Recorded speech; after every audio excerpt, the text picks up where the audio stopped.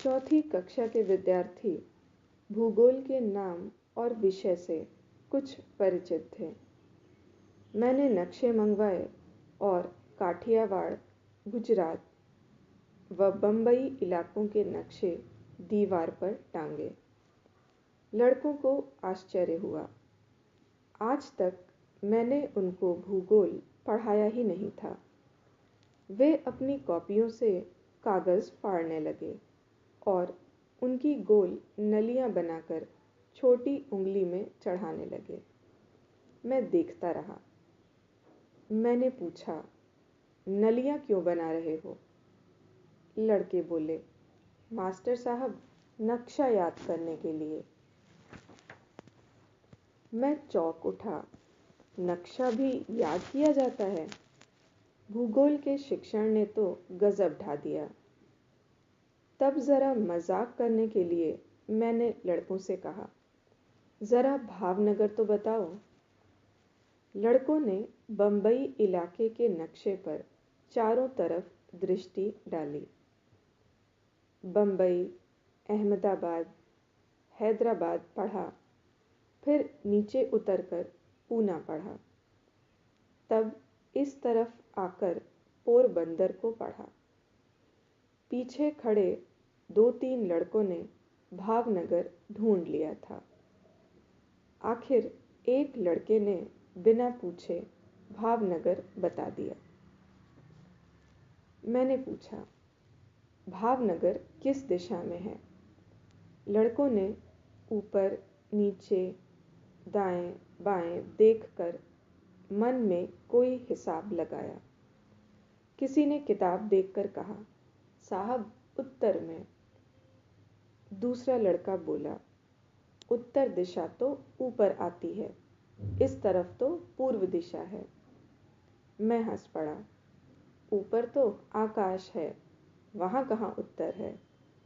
लड़के बोले, नहीं साहब, ऊपर उत्तर और नीचे दक्षिण।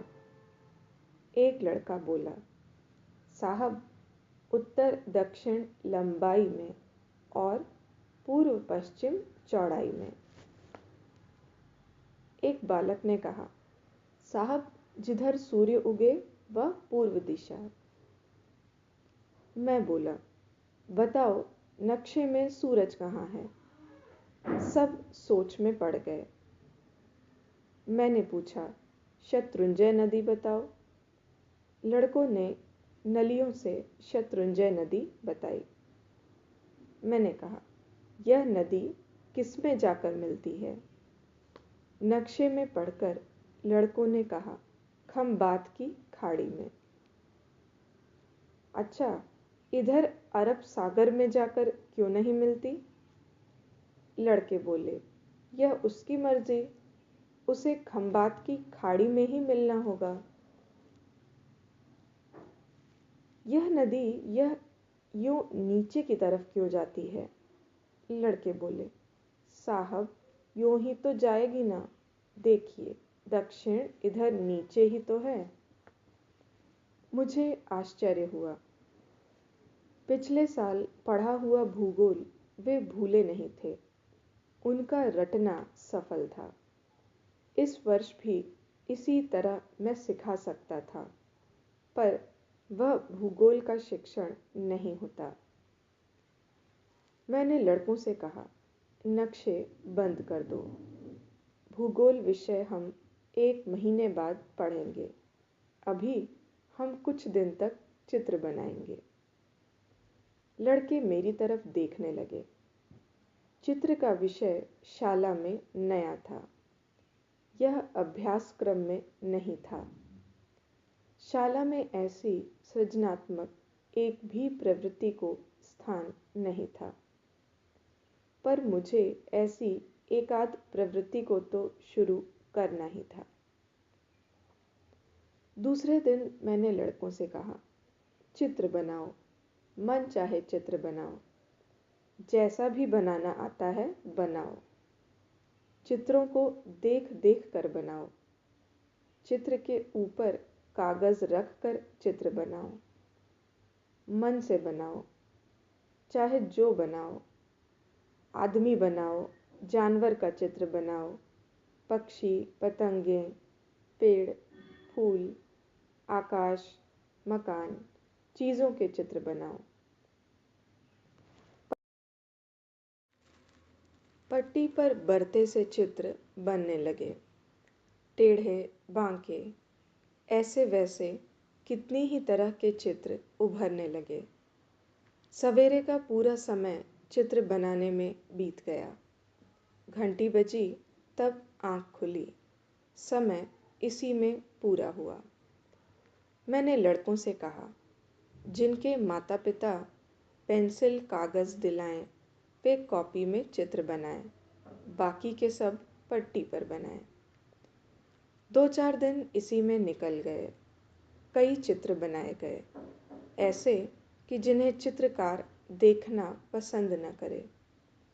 फिर भी वे चित्र विद्यार्थियों की कल्पना के, उनकी शक्ति के नतीजे थे।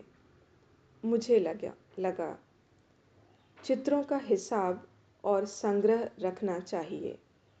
थोड़ा कष्ट उठाकर भी बड़े साहब से मिलकर एक तरफ खाली रद्दी कागज़ निकलवाए और साहब से 2 दर्जन रंगीन पेंसिलें मंगवाईं। साहब ने हंसते हंसते कहा, पढ़ाना एक तरफ रख कर लगता है तुम चित्र बनवा रहे हो। प्रत्येक विद्यार्थी से चित्र की विषयवार एक कॉपी बनवाई और विषयवार उनमें चित्र बनाने को कहा। चित्र के वातावरण के तौर पर मैंने नीम की डालियाँ, पीपल के पत्ते, तुलसी की मंजरी, 12मासी और आँख के फूल रखे। व्यापारी की दुकान से तरह तरह की छपी हुई किनारों के नमूने लाकर टाँके। 2-1 मित्रों के यहाँ से कुछ अच्छे चित्र लाकर देखने के लिए रखे। रोज़मर्रा उपयोग में आने वाली चीज़ें जैसे दवात, होल्डर, डिबिया, दिया सलाई आदि इकट्ठा करके रखी। एक पुट्ठे पर मोटे अक्षरों में लिखा, चित्र बनाओ, अपने आप चित्र बनाओ, तुमको चित्र बनाना आता है। रोज़ाना अच्छे अच्छे चित्र बनने लगे हैं। लड़के चित्र बनाने के पीछे हाथ धोकर पड़ गए। कईयों ने तो छपाई और कसीदे के असली काम की तरह हूबहू चित्र बना दिए। कईयों ने फूलों के वास्तविक रंगों जैसे रंग फूलों में भरे। कुछ लड़के चित्र नहीं बना रहे थे, तो कुछ दूसरों को चित्र बनाते देख रहे थे। एक पखवाड़े के बाद मैं हाई स्कूल के चित्रकला अध्यापक को बुला लाया। मैंने कहा, आपको चित्र बनाना सिखाना नहीं है, आप तो श्याम पट पर इच्छानुसार तरह तरह के चित्र बनाते चलें। धीमे धीमे बनाएं, साफ सुथरे बनाएं। पेड़ को देखकर पेड़ बनाएं, कुर्सी को देखकर कुर्सी का चित्र बनाकर बताएं। चित्रकला अध्यापक ने वैसे ही किया और विद्यार्थी तल्लीनता के साथ देखते रहे। दूसरे दिन चित्र बनाने का काम और चला। चित्र बनाने के नियमों में लगा जैसे विद्यार्थियों की समझ में वृद्धि हुई है। उसके बाद मैंने चित्र के नीचे तारीख और नाम लिखवाना शुरू किया। तब कुछ दिनों के बाद मैंने चित्रकला शिक्षक को फिर से बुलाया और रेखा चित्रों या आलेखन चित्रों में रंग कैसे भरे जाते हैं यह समझाने का अनुरोध किया। चित्रकार ने 1, 2, 3, 4, 5 यूँ कुछ एक चित्रों में सुंदरता से पेंसिल द्वारा रंग भरकर बताया। विद्यार्थियों को रंग भरने की एक नई दिशा मिली। फिर कुछ दिनों बाद मैंने एक सर्वेयर मित्र को बुलाया। उन्हें मैंने शाला को माप कर शाला का नक्शा बनाने को कहा। वे और मैं शाला की पैमाइश कर रहे थे और लड़के हमारे साथ घूम रहे थे। लड़कों की नज़रों के सामने भवन का नक्शा कागज़ पर कैसे बनाया जाता है यह हमने करके बता दिया। 4-5 दिनों बाद मैंने छात्रों को सर्वेयर के दफ्तर में भेजा।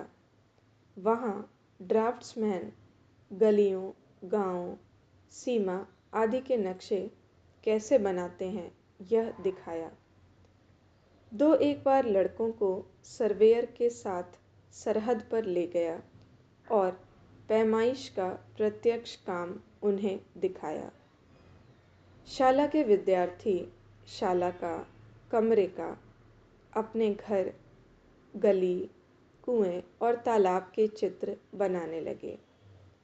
चित्र का काम बढ़ाते बढ़ाते मैं लड़कों को प्रकृति के प्रांगण में घुमाने ले जाता। आँख को किसी वस्तु के आकलन का अभ्यास कराने के लिए उन्हें तरह तरह के खेल खिलाता। जैसे कि किसी पेड़ पर दृष्टि डालते ही उसके तने और डालियाँ कैसी हैं, इसे देखकर या आँख बंद करके कागज़ पर उसका चित्र बना देना। सूर्योदय के समय के रंगों को देखकर उन्हें स्मृति में रखना। संध्या के बदलते रंगों की विशेषताओं को पहचानें। दूर से पेड़ कैसा दिखता है और पास से कैसा दिखता है, इसका वे खुद अनुभव प्राप्त करें। पेड़, पदार्थ, पर्वत, मनुष्य और उनकी परछाइयों को गौर से देखना। इस प्रकार हमारा चित्रकला का काम चल रहा था। एक दिन हाई स्कूल से मैं एक दूरबीन लाया। उसमें मैंने लड़कों को बताया कि दूर की वस्तुएं किस तरह नज़दीक दिखती हैं। लड़कों को बहुत आश्चर्य हुआ। दिन भर वे बारी बारी से दूरबीन को आँखों पर लगाए ही रहे। रात को ग्रहों और तारों को देखने वाला टेलीस्कोप ले आया। मेरा मित्र बोला, तू भी बड़ा खटपटी है। मेरे शाला के साथी अध्यापक ज़्यादातर तो ऐसे प्रसंग पर मेरे साथ ही रहते। मेरी निंदा करना छोड़कर वे मुझसे कुछ सीखने के लिए अभिमुख हुए थे। बड़े साहब ने उनको अनुमति दे दी थी कि वे सब प्रति सप्ताह 1 घंटा मेरी कक्षा में आएं और देखें कि मैं कैसे काम करता हूँ। रात को मैंने विद्यार्थियों को चंद्रमा और तारे दिखाए। वे आश्चर्य से ओह हो करने लगे। चंद्रमा दिखाते दिखाते मैंने बात छेड़ी। उस चांद में जो चरखा चलाती बुढ़िया और बकरी दिखती है, वास्तव में वे चांद की सतह पर विशाल खाइयाँ और पहाड़ हैं और वहाँ इतनी ठंड है कि कोई मनुष्य नहीं है। लड़के मेरी तरफ देखते रहे। मैंने कहा, हम जहाँ रहते हैं यह धरती और वह चंद्रमा दोनों बहनें हैं और इनका पिता है सूरज। विद्यार्थी और भी अचंभे से मेरी तरफ देखने लगे। एक लड़के ने पूछा, यह कहानी किस पुस्तक में है? मैंने कहा, यह कहानी नहीं, सच्ची बात है। लड़के बोले, हो ही नहीं सकती। मैंने कहा, ऐसा ही है। फौरन मैंने सूर्य में से पृथ्वी कैसे बनी यह बात शुरू कर दी और यह बात विद्यार्थियों ने ग्रहण की। दिन पर दिन बीतते गए। मैं उन्हें आगे से आगे बताता गया कि पृथ्वी की सतह ठंडी कैसे हुई, खड्डे और पहाड़ कैसे बने, तालाब और नदियाँ कैसे बनी, शैवाल, जल जंतु, मछलियाँ, मेढक, जल, स्थल, प्राणी, जंगल और जंगली मानव, और जंगल में से धीरे धीरे आज का मनुष्य कैसे बना। यह कहानी बड़ी अद्भुत थी। लड़के बड़ी एकाग्रता से उसे सुनते थे। हेडमास्टर जी उस कहानी को सुनने के लिए 7वीं कक्षा के विद्यार्थियों को भी वहाँ भेजते थे। एक दिन मैं पृथ्वी का गोला लाया और बोला, मैं आपको बता ही चुका हूँ कि ये सारी चीज़ें इस पृथ्वी पर कैसे हुई।